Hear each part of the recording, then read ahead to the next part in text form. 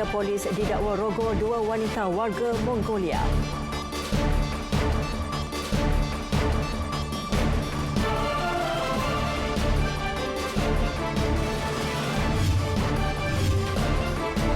Dua kes baharu COVID-19 di Sabah libatkan pegawai kesihatan.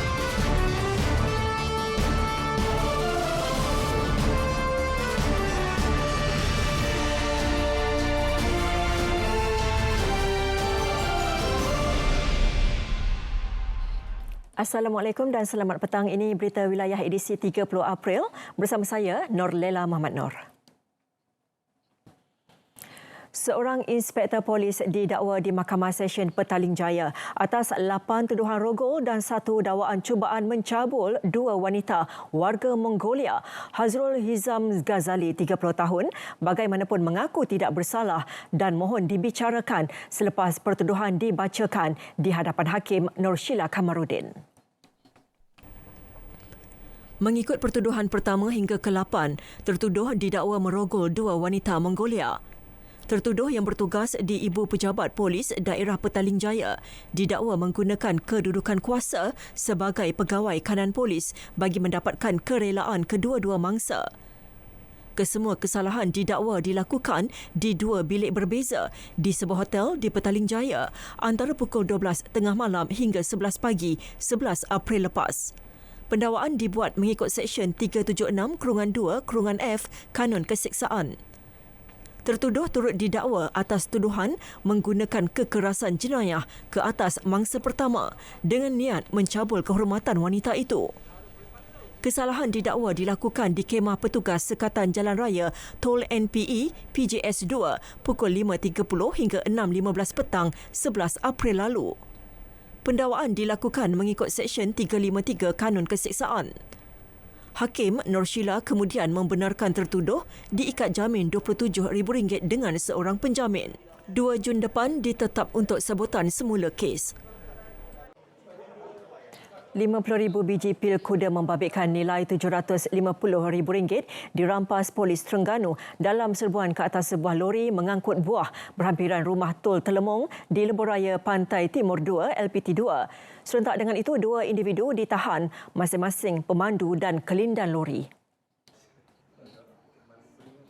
Ketua Polis Negeri Datuk Rosli Cik ketika mengesahkan mengenai kes berkenaan menyatakan rampasan dadah ini adalah yang terbesar di Terengganu sehingga April ini. Tangkapan dilakukan pada 25 April pukul 10 malam oleh pasukan rondaan Ops COVID bahagian Siasatan Jenayah Negeri Daerah Hulu Terengganu.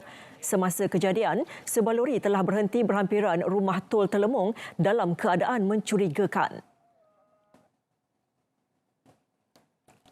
Kedua-dua suspek ni hasil daripada siasatan dan interrogation yang telah dibuat, mereka mengakulah telah mengambil kesempatan dalam musim MCO ni ataupun PKP ni untuk membawa dadah, mengambil upah membawa dadah untuk disampaikan kepada destinasi-destinasi yang telah dijanjikan sebanyak 3 kali. Dan upah dia antara RM1,000 ke RM8,000 lah. Kedua-dua suspek berasal dari Kelantan direman bagi membolehkan siasatan mengikut Seksyen 39B Akta Dadah Berbahaya 1952. Kesemua 247 pesakit positif COVID-19 di seluruh Perak bebas wabak itu telah dibenarkan pulang. Menteri Besar Datuk Seri Ahmad Faizal Azumu memaklumkan perkara itu dinyatakan Pengarah Jabatan Kesihatan Negeri Datuk Dr. Ding Le Ming hari ini. Bagaimanapun beliau mengingatkan rakyat di negeri ini untuk terus mematuhi Perintah Kawalan Pergerakan PKP walaupun kebanyakan daerah diklasifikasikan zon hijau. Hospital-hospital di seluruh negeri Perak ianya sekarang ni adalah zero pesakit COVID-19. Alhamdulillah. Ingatkan orang ramai bahawa Perintah Kawalan Pergerakan masih berkuat kuasa. Jika perlu keluar bersama dengan isteri ataupun berdua di dalam kenderaan untuk membeli barang dan sebagainya, tetap penjarakan sosial itu mesti diamalkan. Perkara ini dinyatakan beliau di Ipoh. Dua kes baru COVID-19 yang dilaporkan di Sabah semalam, masing-masing di Kota Kinabalu dan Beluran melibatkan pegawai kesihatan. Penambahan kes berkenaan menjadikan jumlah kes di Sabah 315 kes. Pengarah Kesihatan Negeri, Datuk Dr. Christina Rundi dalam kenyataan menjelaskan, kes di Kota Kinabalu dikesan melalui aktiviti saringan bersasar di Hospital Wanita dan Kanak-Kanak Sabah, HWKKS Likas. Sementara kes di Beluran dikesan melalui pengesanan kontak untuk kes positif yang dilaporkan di daerah lain. Kes di Beluran telah dikuarantin sejak sampel pertama dibuat pada 20 April lepas. Sehingga semalam, 83 pesakit sedang dirawat di 6 hospital berpakar di Sabah. Manakala kumulatif pesakit sembuh ialah 287 orang. Dalam pada itu, Datuk Dr. Christina memberitahu, daerah Sandakan menerima kemasukan hampir 300 penumpang melalui 2 penerbangan AirAsia dari Kuala Lumpur petang semalam. Kesemua pelajar yang tiba melalui penerbangan berkenaan dimasukkan ke Pusat Kuarantin Projek Perumahan Rakyat PPR Batu Putih untuk dikuarantin selama 14 hari. Sementara itu, Ketua Polis Daerah Sandakan yang juga Timbalan Pengerusi Pusat Kawalan Operasi Bencana Sandakan, ACP Muhammad Azhar Hamin berkata, bagi penumpang berstatus pelajar berasal dari Sandakan akan dikuarantin selama 14 hari di pusat tersebut. Manakala pelajar dari daerah lain yang menjadikan Sandakan sebagai transit akan dipindahkan ke pusat kuarantin daerah masing-masing selepas menjalani pengambilan sampel. Penumpang lain pula perlu melakukan pengambilan sampel di pusat sama dan menjalani kuarantin di rumah masing-masing. KKM akan berhubung dengan pihak KKM daerah luar yang mempunyai pusat kuarantin sendiri. Mungkin mereka ni selepas dia diambil ujian swab mungkin boleh dipindahkan ke pusat kuarantin di daerah yang ada pusat kuarantin sendiri. Dan ini kita akan serahkan pada pihak KKM lah yang untuk mengambil tindakan dia. Beliau sebelum itu melakukan pemantauan ketibaan penumpang dari Kuala Lumpur di lapangan terbang Sandakan. Penerbangan AirAsia dari Kuala Lumpur itu merupakan penerbangan pertama ke daerah ini selepas syarikat penerbangan berkenaan menangguhkan operasi ke Sandakan susulan penguatkuasaan Perintah Kawalan Pergerakan PKP pada 18 Mac lepas. Kerajaan Negeri Sabah melalui Pusat Arahan COVID-19 Sabah hari ini mengambil keputusan untuk selari dengan langkah Kerajaan Persekutuan yang membenarkan 2 ahli keluarga dari rumah dalam satu kenderaan semasa Perintah Kawalan Pergerakan PKP tahap 4. Menerusi kenyataan Setiausaha Kerajaan Negeri, Datuk Safar Untung, keputusan itu selaras dengan peraturan-peraturan pencegahan dan pengawalan penyakit berjangkit langkah-langkah di dalam kawasan tempat jangkitan nombor 4 2020. Semalam, Ketua Menteri Datuk Seri Muhammad Syafiee Apdal memberitahu kerajaan negeri akan mengkaji terlebih dahulu pelonggaran prosedur operasi standard SOP PKP tahap 4. SOP baru itu membenarkan 2 individu bergerak dalam satu kenderaan sekiranya mereka terdiri daripada ahli keluarga dari rumah yang sama bagi membeli makanan dan barangan keperluan harian. Sebelum ini hanya ketua keluarga sahaja dibenarkan bagi membeli makanan dan barang keperluan harian. Semua pasaraya perlu kekal mematuhi prosedur operasi standard SOP yang ditetapkan walaupun berlaku peningkatan jumlah pelanggan susulan keputusan kerajaan membenarkan 2 individu satu kenderaan bermula semalam. Menteri Kanan Keselamatan Datuk Seri Ismail Sabri Yaakob turut mencadangkan agar salah seorang dari mereka untuk menunggu dalam kenderaan bagi mengelakkan kesesakan ketika di kedai atau pasaraya. Walaupun ada peningkatan sedikit kerana 2 yang keluar ini, tetapi SOP itu saya percaya mereka akan terus kekalkan supaya tidak berlaku kesesakan dan sebagainya. Mungkin selepas ini queue-nya mungkin agak panjang lah. Kalau bila bertambah pelanggan mereka, tentu saja queue mungkin akan bertambah panjang. Tapi dari segi SOP itu kita pastikan mereka terus kekalkan. Dan saya harap jika mengantar isteri untuk berbelanja, suami boleh tunggu di dalam kereta dan isteri lah yang berbelanja. Kalau tidak, akan queue-nya mungkin akan lebih panjang.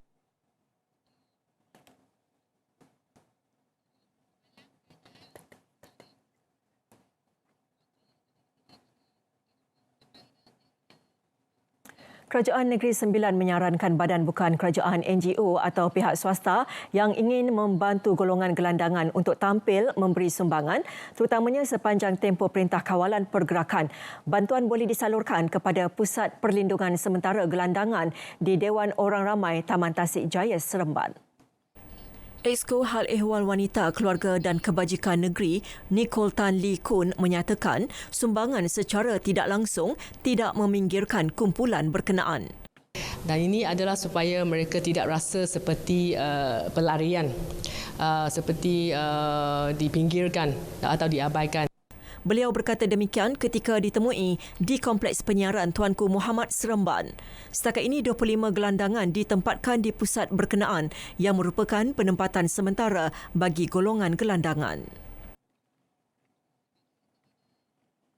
Bulan Sabit Merah Malaysia BSMM menerima sumbangan RM1 juta dan 10,000 barangan makanan bagi program kebajikan, terutama rakyat yang terkesan dengan Perintah Kawalan Pergerakan PKP. Pengerusi Kebangsaan BSMM Tunku Puteri Intan Safinas almarhum Sultan Abdul Halim berkata, sumbangan yang diterima dari syarikat Nestle Malaysia itu akan diagihkan ke setiap negeri bagi membantu mereka yang memerlukan. Selaku rakan penyumbang BSMM, Nestle turut sama membantu membendung penularan wabak COVID-19. Tunku Puteri Intan Safinas yang juga merupakan Tunku Temenggung Kedah bercakap kepada pemberita selepas menyempurnakan pelepasan bantuan BSMM di Alor Star. Menurutnya, Kedah menerima sebanyak 600 bungkusan barangan keperluan untuk diedarkan ke seluruh daerah dan golongan yang memerlukan dikenal pasti menerusi senarai asnaf di Jabatan Kebajikan Masyarakat. Penggerak Komuniti Negara Parlimen Bagan Pulau Pinang bersama syarikat CMS Kimia Sendirian Berhad tampil memberi sumbangan barangan penjagaan kesihatan kepada Barisan Hadapan Kaki Tangan Kementerian Komunikasi dan Multimedia dan Radio Televisyen Malaysia RTM. Menurut Alan Oh, pengerusi penggerak Komuniti Negara Cawangan Bagan, sumbangan berupa cecair pembasmi kuman itu sebagai menghargai Barisan Hadapan di Kementerian terutama RTM yang menyalurkan pelbagai maklumat berkaitan pandemik COVID-19 dan perkembangan Perintah Kawalan Pergerakan PKP. So bersama-sama ni kami cuba kumpulkan bantuan-bantuan yang boleh lah, especially untuk frontliners yang saya rasa frontliners yang jarang ataupun orang ketepikan selalu ni adalah Kementerian Komunikasi. Jadi mana kami rasa benda-benda ini dapatlah membantu sebab sedikit CSR kami juga dan harap dapat membantu jugalah Kementerian dan juga RTM. Sumbangan-sumbangan seperti ini dapat jugalah kami salurkan dan melakukan CSR corporate service kami lah. Cecair pembasmi kuman yang diperbuat syarikat CMS Kimia telah dirumus mengikut prosedur Kementerian Kesihatan Malaysia dan sumbangan ini berjumlah lebih RM30,000. Selepas ini, penggerak Komuniti Negara Parlimen Bagan akan terus memfokuskan pemberian sumbangan kepada wakil-wakil sekolah untuk membantu rakyat dalam memutuskan rantaian pandemik COVID-19. Proses penghantaran yang ketat namun teratur dan lancar itu antara reaksi waris dan pelajar di Kedah mengenai langkah kerajaan menghantar pulang pelajar institusi pengajian tinggi awam dari zon utara ke kampung masing-masing sejak Selasa lalu. Bukan sahaja menghubungkan kembali ikatan kekeluargaan, pematuhan prosedur operasi standard SOP ketika penguatkuasaan Perintah Kawalan Pergerakan ditekankan. Tinjauan RTM di Ibu Pejabat Polis Pendang mendapati seramai 30 pelajar dari IPT sekitar Kedah dan Pulau Pinang tiba di daerah itu sejak petang semalam hingga awal pagi tadi. Kumpulan pelajar itu merupakan kumpulan kedua dari zon utara yang dihantar merentas daerah di Kedah. Antaranya dari Universiti Utara Malaysia, Kolej Komuniti Kulim, Universiti Teknologi Mara Pulau Pinang, Universiti Malaysia Perlis dan Universiti Islam Antarabangsa Sultan Abdul Halim Muazzam UniSyams. First, saya nak ucap terima kasih dekat PM and then semua frontliner yang bertugas. Second, saya nak ucapkan terima kasih dekat kami punya pihak pengurusan universiti sendiri sebab mereka menghantar kami, kira membuat jadual yang teratur lah untuk menghantar kami pelajar yang tersekat di kampus untuk pulang ke kampung. Bagi perjalanan saya ke sini, semuanya berjalan dengan lancar dan saya ingin ucapkan terima kasih kepada kerajaan dan juga pihak UM kerana menjaga kebajikan saya dan juga keselamatan saya sepanjang saya berada di universiti. Saya sangat gembira kerana dapat balik. Terima kasih. Saya puas hati walaupun macam mana pun saya puas hati dengan proses kerajaan tu. Kat you tu pun suasana macam mana? Suasana Alhamdulillah macam biasa makan kerajaan bagi semua. Jadi saya pujilah pasal tu. Dapat berhubung dengan keluarga dengan apa? Kalau berhubung keluarga ni telefon lah. Lama-lama sekali tu saya telefon lah. Bagi waris, kerajaan ibarat menjaga anak mereka. Alhamdulillah boleh balik. Memang tunggu lama lah untuk dia balik. Dah berapa lama dia tak balik? Dah 3 bulan lebih lah. Dah sambung SEM, lepas tu tak boleh balik. Ni baru boleh. Honok lah. Terima kasih dah. Ya, terima kasih semua. Saya rasa elok dan berpuas hati, bergembira sangatlah kerana mengambil berat terhadap masyarakat dan juga kepada anak-anak. Minta doa tu bagi dia balik lah. Dah sampai lah kan. Jadi abang boleh balik tu, pakcik rasa apa? Rasa seronok lah. Terima kasih, kira puas hati lah. Itu lah. Ucap terima kasih lah. Seramai 309 pelajar Universiti Utara Malaysia UUM yang tinggal di Kedah dan Pulau Pinang telah dihantar pulang. Semua kos ditanggung kerajaan. Bagi menghargai jasa dan pengorbanan barisan hadapan dalam memerangi pandemik COVID-19, Perbadanan Putrajaya menganjurkan program Light It Blue atau Sinaran Biru khas untuk menghargai golongan terbabit. Bangunan-bangunan sedia ada di wilayah Persekutuan Putrajaya, Kuala Lumpur dan Labuan akan bertukar kepada cahaya biru bermula malam ini sehingga 3 Mei nanti.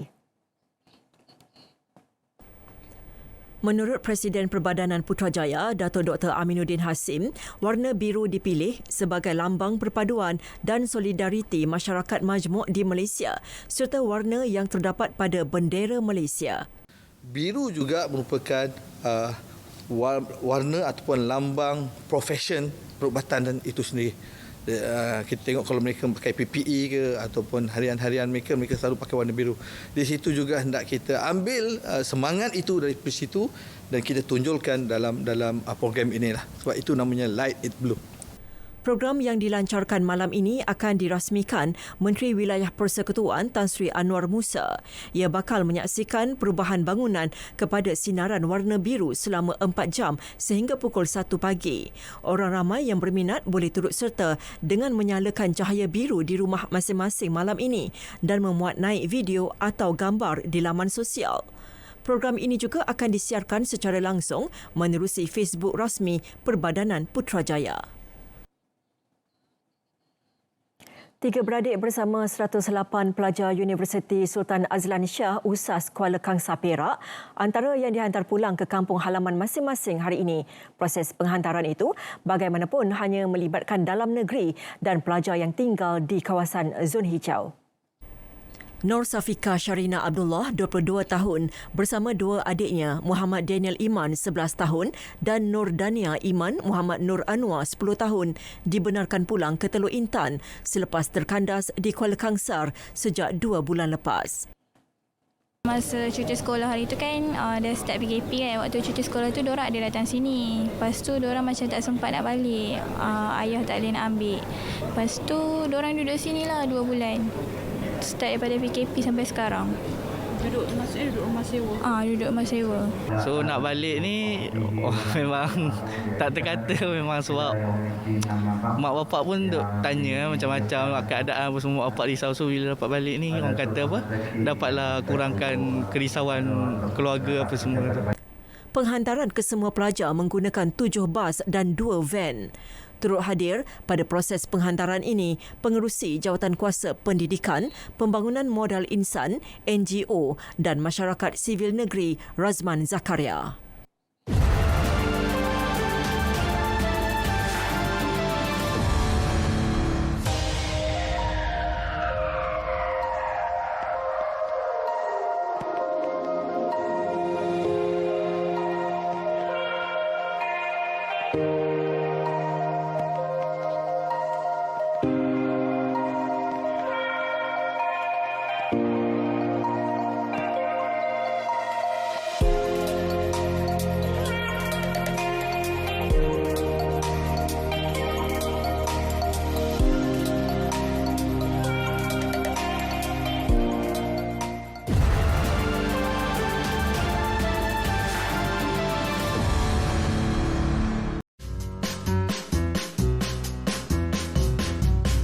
Setiap orang ada destinasi berbeza. Ada yang jalan-jalan cari makan, membeli belah, nikmati pemandangan, tambah pengetahuan, hilangkan bosan atau mungkin saja ikut kawan. Sebaik-baik yang dicari, mulakan dengan perjalanan umrah. Penyucian jiwa di Tanah Suci. Pertubuhan Keselamatan Sosial Perkeso menerima 248,216 permohonan daripada majikan yang melibatkan 1.98 juta pekerja untuk program subsidi upah PSU sejak permohonan dibuka 1 April lepas. Permohonan untuk PSU dibuka sehingga 15 September 2020. Ketua Eksekutif Perkeso, Datuk Seri Dr. Muhammad Azman Dato' Aziz Muhammad mengingatkan salah satu syarat kelayakan untuk subsidi, para majikan perlu mengisi nombor pendaftaran perniagaan BRN yang betul sewaktu mengemukakan permohonan PSU. Nombor BRN didaftarkan oleh majikan dengan pihak bank ketika pembukaan akaun bank. Sehubungan itu, majikan dinasihatkan merujuk kepada pihak bank untuk mendapatkan nombor BRN mereka bagi tujuan permohonan PSU. Sejak program subsidi upah diperkenalkan pada 1 April 2020 sehingga 29 April 2020, Perkeso telah menerima 248,216 permohonan daripada majikan untuk 1.98 juta pekerja. Seperti sebelum ini, majikan perusahaan mikro dan kecil adalah yang paling banyak memohon. Saya ingin menasihatkan majikan supaya menyatakan Business Registration Number atau BRN yang betul dalam permohonan anda.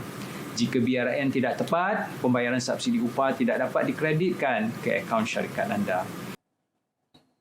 Datuk Seri Dr. Muhammad Azman berkata demikian dalam rakaman video di Kuala Lumpur. Jumlah permohonan mengikut saiz majikan berdasarkan jumlah tenaga kerja sehingga 29 April 2020 adalah seperti berikut.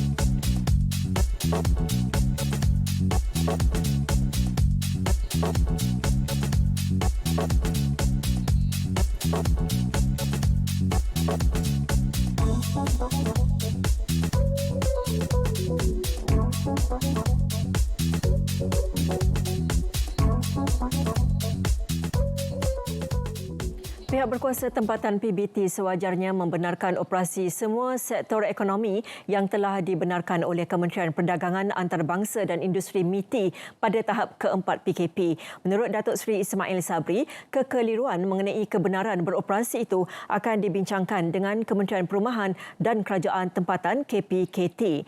Jelas beliau, sepatutnya tidak wujud perbezaan kebenaran apabila MITI meluluskan semua sektor ekonomi beroperasi dengan kapasiti penuh tanpa sekatan. Beliau turut menegaskan walaupun kebenaran diberikan untuk 100% pekerja bekerja semula, ia masih tertakluk kepada prosedur operasi standard SOP yang ditetapkan. Dari segi kilang-kilang yang dibenarkan dibuka tadi, sebenarnya dari segi penjarakan sosial dan sebagainya, semuanya terdapat di dalam SOP yang telah pun ditetapkan oleh MITI. MITI menetapkan SOP yang ketat kepada kilang-kilang yang mereka benarkan pembukaannya. Dan kilang ini yang melibatkan essential kilang-kilang yang keperluan asas ini, makanan dan sebagainya, sebenarnya dulu telah pun dibuka. Cuma dulu dari segi peratusan pekerjanya mungkin saya kira 50% saja. Jadi sekarang ni kita benarkan tambahan menjadi 100%. Ya, sebagai contoh, kilang mengeluarkan produk makanan dan sebagainya, perubatan. Jadi kita tambah daripada 50% kepada 100%. Semua golongan pekerja perlu menggembling tenaga untuk membangunkan semula sektor ekonomi negara yang terjejas ekoran Perintah Kawalan Pergerakan PKP. Rata-rata kaki tangan Rapid Penang yang ditemui kru RTM di pangkalan bas tersebut di West Square melahirkan rasa semangat juang yang tinggi untuk negara. Walaupun kita tahu lah ni tekanan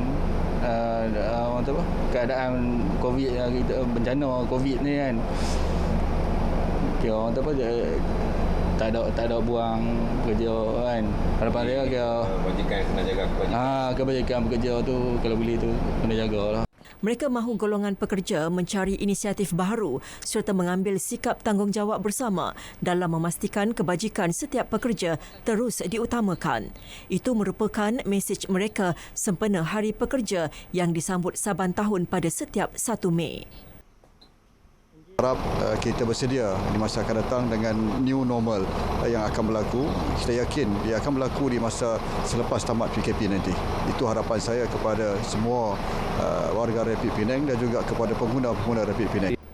Sementara itu, seorang kaki tangan lain berharap tempoh PKP ini akan membuka mata setiap pekerja untuk mencurahkan bakti menerusi bakat masing-masing dan berganding bahu dengan kerajaan dalam memastikan pandemik COVID-19 dapat diatasi. Sempena Hari Pekerja ni, saya harap kita akan semua akan bangun balik dengan penuh semangat, bersama-sama bangunkan ekonomi kita balik dan semoga kita dapat melepasi zon bahaya dengan masing-masing menimba sedikit ilmu pengetahuan supaya tidak mencetuskan lebih banyak masalah. Sempena Hari Pekerja, golongan ini berharap setiap majikan menitik beratkan soal kebajikan pekerja masing-masing walaupun berdepan suasana ekonomi yang agak kelam. Perintah Kawalan Pergerakan PKP yang masuk tahap keempat bukan sahaja untuk memutuskan rantaian pandemik COVID-19. Sebaliknya terselit banyak hikmah. Antaranya membuat kita lebih prihatin membantu golongan yang memerlukan seperti kedaifan hidup seorang ibu tunggal yang disahkan mengidap kanser pangkal rahim. Wartawan Nur Yusof menyelami suasana muram yang dihadapi wanita ini. Rogaya Brahman, 48 tahun yang menetap di kampung Telaga Papan, Penarit Setiu, Terengganu, disahkan mengidap penyakit kronik itu pada tahun 2016. Keadaan kesihatannya kini semakin merosot sehingga hilang selera makan dan tutur katanya semakin lemah. Seharian dia terlantar di sebuah rumah yang usang, kediaman pusaka orang tua yang sudah lama meninggal dunia. Walaupun begitu, bantuan barangan keperluan harian sentiasa disalurkan oleh MPKK dan Badan Bukan Kerajaan NGO, tetapi apabila Rogaya mengadu sakit, ahli keluarganya tidak dapat membawanya ke hospital kerana tidak mampu membayar caj rawatan hospital yang tinggi. Ini disebabkan beliau tidak memiliki MyCard dan dikategorikan sebagai bukan warga negara Malaysia. Anak IC. Lagi mana ke bagi? Tanya dia berapa nak IC sekarang? Berapa mana IC? Ni sakit ni. Nak hospital? Nak IC tu. Siapa marah ya? Banyak dah. Korang kampung ni. Korang kampung. Beliau sudah merujuk masalah MyCard ibunya kepada Jabatan Pendaftaran Negara JPN dan pejabat Parlimen Setiu juga turut bekerjasama dengan JPN bagi menyelesaikan masalah itu. Seorang lagi adik lelaki ibunya yang menetap di Gua Musang, Kelantan juga mempunyai masalah yang sama. Bagaimanapun, 6 adik-beradik ibunya yang lain berjaya memperoleh MyCard pada tahun 2010. Akema memberitahu kesukaran dokumen terpenting itu kerana ibunya dilahirkan di negara jiran dan kemudian selepas itu berpindah ke Setiu tanpa sebarang dokumen kelahiran. Bila JPM hari tu dia kata mak tu balik Lenu. Jadi bila nak pergi bila balik Lenu je nak surat kelahiran belah Lenu kan. Tapi dia tak daftar juga belah Lenu. Automatik dah tak ada bukti kelahiran je belah Lenu. Kalau tu je nak bidang, dah bidang mati dah lah dia. Macam mana ni dia tak ada bidang pun tak ada jumpa, mati dah keping dokumen pun tak ada. Jadi payah tu je lah. Nak urus saya payah lagi. Payah ha. Sejak Perintah Kawalan Pergerakan PKP pertengahan Mac lalu, Nur Akmal hilang sumber pendapatan sebagai ejen tiket booth apabila syarikat yang membawa pelancong ke Pulau Redang terpaksa menghentikan operasi mereka. Beliau bagaimanapun bersyukur apabila menerima kunjungan Jabatan Kebajikan Masyarakat bersama MPKK yang memaklumkan bahawa keluarga ini mendapat bantuan pesakit terlantar sebanyak RM350 sebulan. Bantuan itu akan disalurkan bermula bulan Jun ini.